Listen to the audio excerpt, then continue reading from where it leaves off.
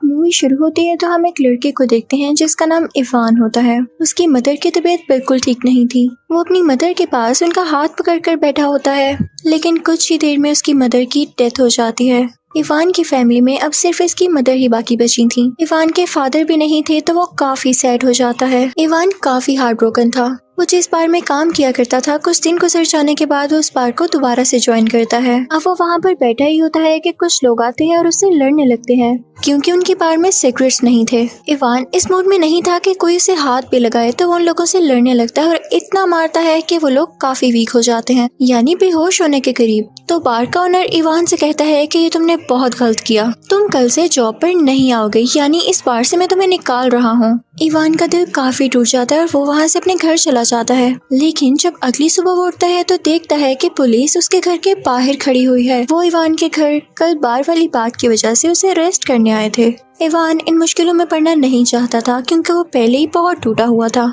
तो वो बिना सोचे समझे अपना पासपोर्ट उठाता है और कुछ सामान पैक करके एयरपोर्ट की तरफ चला जाता है। वहाँ से वो इटली की फ्लाइट लेता है। इसके दोस्त भी इटली आते हैं और ये लोग काफी एंजॉय करने लगते हैं। इवान, जो कि कुछ टाइम पहले काफी उदास था और काफी मुश्किलों में था, वो अब हंस रहा था क्योंकि उसे उस जगह अपने दोस्तों के साथ बहुत मजा आ रहा था। लेकिन जब जब उसे याद आता कि उसकी मदर की डेथ हो चुकी है तो वो दोबारा से उदास हो जाता। अब इवान अपने दोस्तों के साथ कहीं पर होता है। उसे वहाँ पर एक रेड ड्रेस पहने एक लड़की दिखाई देती है जो कि उसे काफी अच्छी लगती है, लेकिन उसमें इतनी हिम्मत ही नहीं होती कि वो उससे कुछ बात कर सके और तब वो वहाँ से चला जाता है। जब वो वापिस आ रहा होता है तो उसे वो लड़की दोबारा से दिखाई देती है। अब की बार इवान कहता है कि अब तो मैं इससे बात जरूर करूंगा। वो सीधा उस लड़की के पास जाता है और उसका नाम पूछता है। वो लड़की कहती है कि मेरा नाम लुइस है। इवान उसे डायरेक्ट पूछ लेता है कि क्या तुम मुझसे दोस्ती करोगी? तो वो लड़की कहती है कि नहीं, मुझे रिलेशनशिप में नहीं आना। तो इवान उसे काफी मनाता है और कहता है कि मुझे तुम अच्छी लगी हो, चलो वॉक पर चलते हैं और साथ लंच भी कर लेंगे। तो वो लड़की मान जाती है। इवान भी काफी खुश था क्योंकि आज से पहले उसे कोई लड़की अच्छी नहीं लगी और अब वो पहली बार किसी के साथ वॉक पर जा रहा था। वो दोनों काफी एंजॉय करते हैं, लेकिन अब अगले दिन उनके वापस जाने का टाइम हो जाता है। तो इवान के दोस्त उससे कहते हैं कि चलो भाई अपना सामान पैक करो, हमें निकलना होगा। तो इवान काफी अनएक्सपेक्टेड जवाब देता है। वो कहता है कि मैं यहीं रहूंगा और जॉब भी यहीं पर ढूंढूंगा। असल में उसे वो लड़की जो अच्छी लग गई थी तो वो उसी के साथ यहाँ रहना चाहता था, लेकिन उसे ये समझ नहीं आ रहा था कि उसके पास इतने पैसे भी नहीं कि वो यहाँ रह सके। तो वो अपने लिए एक फार्म में जॉब ढूंढता है और वहीं रहने लगता है। उसके बाद वो दिन भी आ जाता है जब उसने उस लड़की से दोबारा मिलना था। अब आज लुइस उसे अपने साथ एक म्यूजियम में ले जाती है और उसे कुछ चीजें दिखाती है और बताती है कि ये मेरा काम है। वो कुछ एंशिएंट बर्तन थे और कुछ पुराने स्टोन्स थे जिन पर पेंटिंग्स हुई हुई थी। तो इवान उससे पूछता है कि क्या तुम पेंटिंग करती हो? तो लुइस कहती है कि नहीं, मैं एक साइंटिस्ट हूँ। ये सब चीजें जो यहाँ पर पड़ी हुई हैं ये मैंने ढूंढी हैं। तो इवान उसे काफी अप्रिशिएट करता है और फिर इसके बाद वो दोनों घर चले जाते हैं और लुइस और इवान सो जाते हैं। लेकिन सुबह होने पर हमें एक बहुत अजीब चीज दिखाई देती है। ऐसे लग रहा था लुइस के अंदर कोई चीज है और उसकी स्किन काफी अजीब हो रही थी, जैसे वो किसी अजीब क्रिएचर में बदल रही हो और बहुत खौफनाक भी लग रही थी।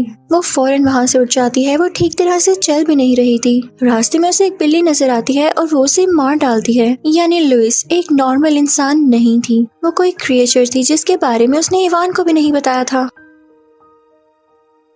अब रात को इवान और लुइस डिनर पर जाते हैं। वहाँ पर इवान लुइस से कहता है कि आओ मैं तुम्हारी पिक्चर लेता हूँ, जिस पर लुइस गुस्सा हो जाती है। इवान फिर भी उसे पिक्चर लेने पर मना लेता है और देखता है कि उसकी पिक्चर हमेशा ब्लर ही आ रही थी, यानी ये भी एक साइन था कि वो नॉर्मल इंसान नहीं थी। जैसे ही उनका डिनर आता है तो लुइस को अजीब होने लग जाता है। वो फौरन वहाँ से उठकर भाग जाती है और रास्ते में उसी तरह से चलने लगती है जैसे कोई ज़ॉम्बी चल रहा हो। तभी वहाँ पर एक आदमी आता है जो कि समझता है कि कोई मुश्किल में है, लेकिन लुइस उसे जान से मार डालती है। और यहाँ पर हम उसका फेस सामने से देखते हैं जो कि बहुत ज्यादा खौफनाक था। फिर सीन सुबह पे शिफ्ट होता है जब लुइस अपनी लैब में होती है। उसके पास एक आदमी भी होता है जिसकी वो कुछ टेस्ट कर रही थी, लेकिन तभी वहाँ पर बहुत अजीब स्मेल आने लगती है और जब लुइस खुद की बॉडी को चेक करती है तो वो दोबारा से उस क्रिएचर में बदल रही थी और उस आदमी के जाते ही वो दोबारा से वो क्रिएचर बन जाती है। उसे काफी भूख लगने लगती है। वो फौरन से अपने घर जाती है और 2 पेट खरगोश को उठाती है। वो खरगोश इतने क्यूट थे कि इंसानों से मारने का या कोई नुकसान पहुंचाने का सोच भी नहीं सकता, लेकिन लुइस उन्हें खा जाती है और दोबारा से अजीब हरकतें करने लगती है।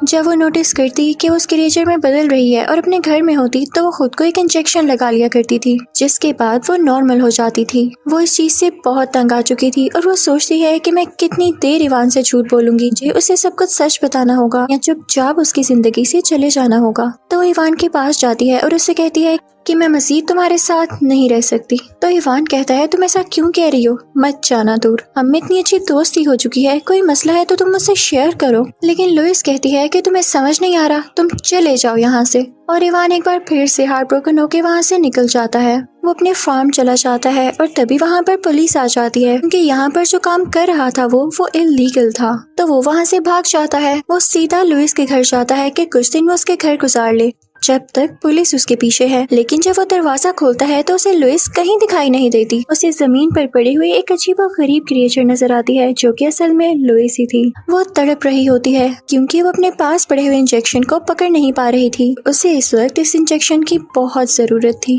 पहले तो इवान को कुछ समझ नहीं आता कि ये कैसे ये बन गई, लेकिन उसे पता चल चुका था कि उसकी जान बचाने के लिए वो इंजेक्शन जरूरी है। तो इंजेक्शन उठाकर उसके गर्दन में लगा देता है और ऐसा होते ही लुइस आहिस्ता आहिस्ता इंसान बनने लग जाती है, लेकिन उसकी बॉडी पर अभी भी वो गंदा सा फ्लूइड लगा हुआ था। इवान लुइस के पास आता है और उसे कहता है कि तुमने मुझसे ये सब क्यों छुपाया, मैंने तुमसे कहा था ना तुम मुझसे शेयर कर सकती हो। तो लुइस कहती है कि कुछ भी सुनने के बाद तुम मुझसे दूर चले जाते। तो इवान कहता है मुझे बताओ तो सही, तुम हो कौन।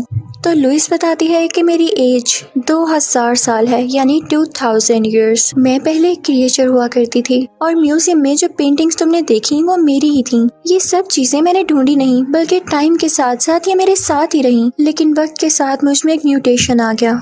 हर 20 साल के बाद स्प्रिंग के सीजन में मेरी बॉडी के सेल्स खुद को खत्म करने लगते हैं, जिससे मैं काफी वीक हो जाती हूँ और उसी के लिए मुझे बार बार ये इंजेक्शन लेना पड़ता है। वो बताती है कि मैं तुम्हारे साथ रिलेशन में भी इसलिए नहीं आई क्योंकि मेरे में फीलिंग्स ही नहीं।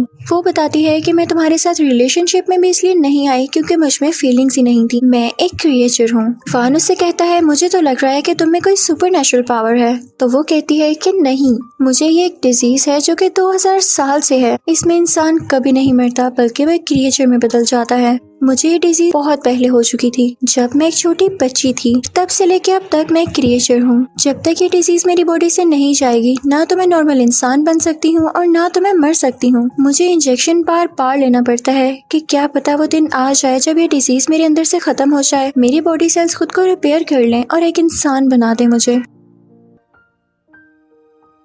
लुइस इवान से कहती है कि अब तुम सब कुछ जानते हो तो प्लीज मेरी जिंदगी से चले जाओ। मैं नहीं चाहती कि तुम्हें मेरी वजह से कोई भी नुकसान पहुंचे, क्योंकि जब मैं क्रिएचर बनती हूँ मुझे खुद भी पता नहीं चलता कि मैं किसे खा रही हूँ और किसे नुकसान पहुंचा रही हूँ। प्लीज चले जाओ। तो इवान रोने लगता है और कहता है कि मेरा इस दुनिया में कोई भी नहीं था, मुझे तुम पहली बार अच्छी लगी, मैं तुम्हें समझ सकता हूँ। तो लुइस उससे कहती है कि मैं रिस्क नहीं ले सकती। मैंने आज तक किसी से प्यार नहीं किया क्योंकि मैं डरती हूँ कि इससे मेरी बॉडी में चेंजेस आने लगेंगे। जो इंजेक्शन मैं ले रही हूँ उसका असर मेरी बॉडी पर नहीं होगा और मैं कभी ठीक नहीं हो सकूंगी। और वैसे भी क्या पता मैं हमेशा इमॉर्टल रहूं। और अब तो मैं इस चीज को इंसान बनकर एंजॉय भी कर रही हूँ। मुझे बस अपने क्रिएचर बनने से इशू है और इसको मैं जल्द सॉल्व कर लूंगी तुमसे दूर रहकर। इवान लुइस से कहता है कि ठीक है, इतना सडन शॉक मत दो, हम कुछ टाइम आखिरी बार साथ गुजारते हैं। और फिर वो दोनों उस जगह पर जाते हैं जहाँ पर लुइस पैदा हुई थी। वहाँ वो घूमते हैं, फिरते हैं और वो जगह देखते हैं। उन्हें रात हो जाती है और इवन अब दिन भी होने वाला था। वो लोग उसी जगह पर बैठे हुए थे तो अचानक से लुइस इवान से कहती है कि अब सूरज निकलने वाला है और मुझे फील हो रहा है जैसे मेरी बॉडी में चेंजेस आ रहे हैं, तुम यहाँ से चले जाओ, मैं जल्द ही एक बहुत बुरी क्रिएचर में बदलने वाली हूँ। लेकिन इवान कहता है कि नहीं, मैं तुम्हारा साथ कभी नहीं छोड़ूंगा।